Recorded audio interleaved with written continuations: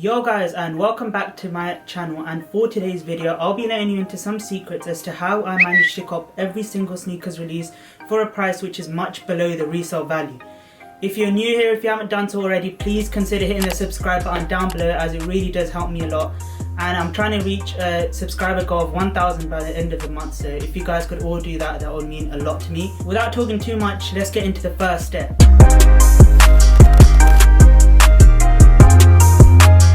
Resale value seems to be like the demon within the sneakers world, in the sense that people refrain from buying a shoe because of the price and they don't really want to fork out that much money to buy it. So the first step, which might seem a bit obvious, is to try and get it at a retail value. What I mean by that is waking up at 8 AM, whatever the time is for the sneakers drops in your region, or the Yeezy Adidas drops, whatever time it is, make sure that you're up and try to put your accounts in as quick as possible. If you haven't seen my video on how to cop every single time on sneakers, I'll leave that in the top right of your screen, and that'll let you into the secrets as to how I cop every single sneakers release. Yeah, so as I mentioned in that, you want to get as many accounts as possible. You can buy them from third-party sellers, or you can just make them yourself. But try to get as many accounts into the draw as possible so that you have a higher percentage of winning. So if one person has only put one account and I have 14 accounts, I'm going to have 13 times more likelihood of getting that sneaker. And at the end of the day, it all depends on how much work you're willing to put in. If you're not going to put in the work, you're not going to get the better reward at the end of the day. If you really want to get a shoe that's retail price, you have to put in the work. Yeah, a couple of tips I recommend for this is that make sure that you join cook groups, and there's loads of cook groups available. For me, I live in the UK, so I use European cook groups, whereas if you're in the US, you can use US cook groups.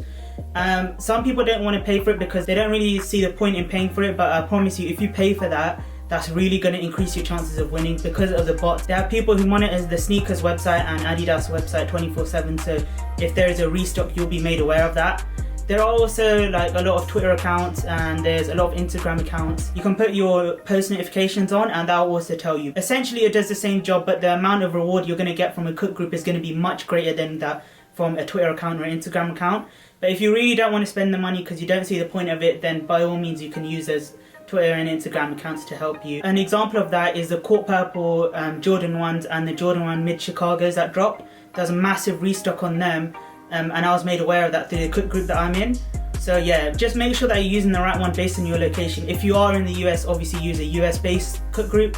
If you're in Europe, use a Europe one. If you're anywhere else in the world, same principle applies. The second step that I have is simply talking to friends and family who have the same passion that I have for sneakers. The second tip that I recommend is simply talking to friends and family who share the same passion for sneakers as you do. And this is probably the most effective one in the group, because your friends and family, they're going to be there for you. If they manage to cop a shoe which you really wanted and they don't want, they'll be able to give it to you for the retail value that they've paid. So for example, if I want Yeezys, I have a friend that I know that I can speak to him and he can get me Yeezys for a retail value. If I wanted Jordans and I missed the sneakers draw, I can just speak to my friend and he'll let me know if he has it and he'll sell it to me.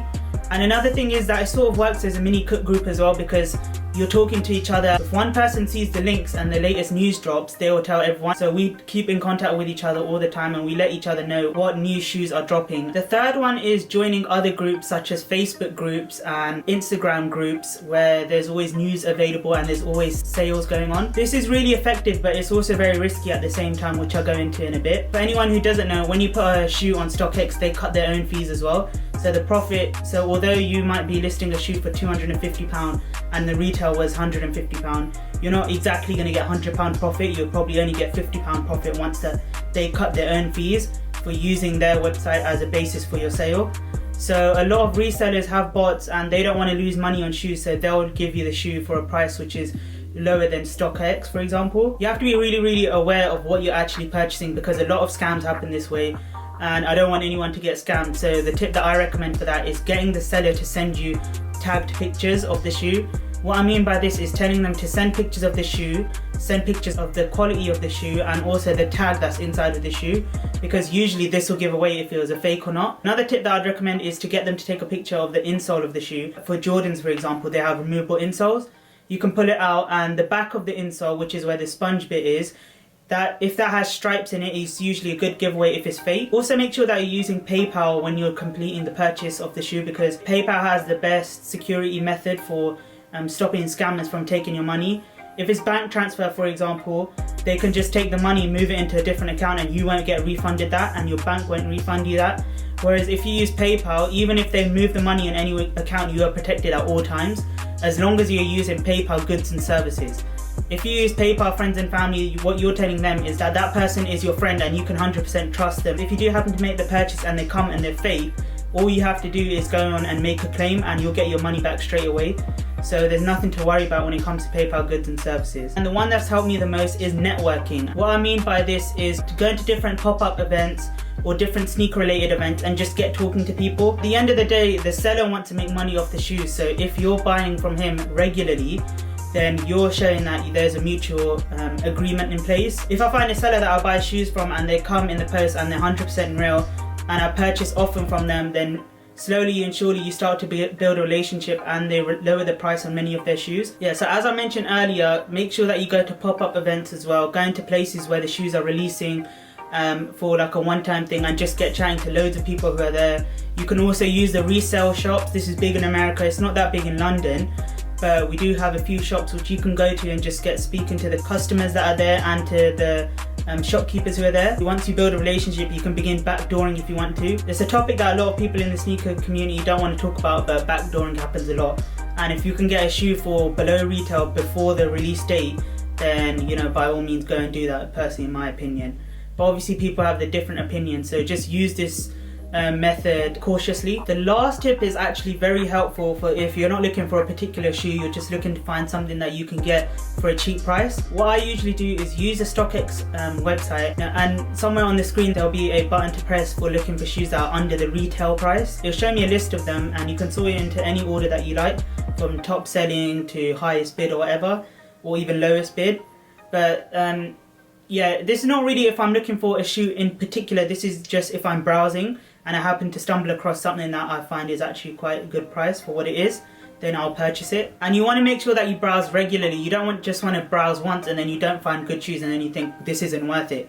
You have to browse regularly so you know the refreshed updates and you know what shoes are actually going for a really good price. The sneaker market is like a stock market at the end of the day, so the prices are always fluctuating depending on the hype of the shoe, the amount of pairs available to the public, etc, etc. If it's close to a release date, the prices will be higher.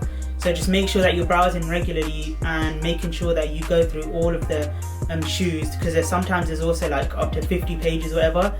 Just make sure that you go through all of them and then you'll be able to find really good price shoes. Obviously for some of them, once you add up the StockX fees, it does happen to go above the retail price, but it's not that much above. It's still a lot less than what other people would charge you, like resellers. So it's a really good feature, a really underrated feature that a lot of people don't know about. Anyway, you guys know, if you've seen my sneaker collection video, that I have loads of shoes. Now obviously when I started in the beginning, I wasn't getting these shoes for such cheap prices that I'm getting them at now. After a lot of time in the sneaker community, collecting shoes since I think in about 2012 or something. So when I was 12 years old, I've been collecting shoes, and with a lot of networking, a lot of socializing and a lot of purchases just over time, I've happened to know some people who will give me good prices for shoes. And as I said earlier, the amount of effort that you put in is going to determine what reward you get out of it. So just make sure that you're consistent and you're talking to loads of other sellers. You're not just sticking to one seller, you're going back and forth. Anyway guys, that's the tips that I have for this video. Again, if you're new here, if you haven't done so already, please hit the subscribe button down below. Help me get to 1,000 subscribers before the end of the month. And also hit the like button so I know what type of content you guys like. The new upload schedule time, as I said in my last video, is every Friday at 8 PM. So make sure that you've got your post notifications on as well so you know when I'm uploading.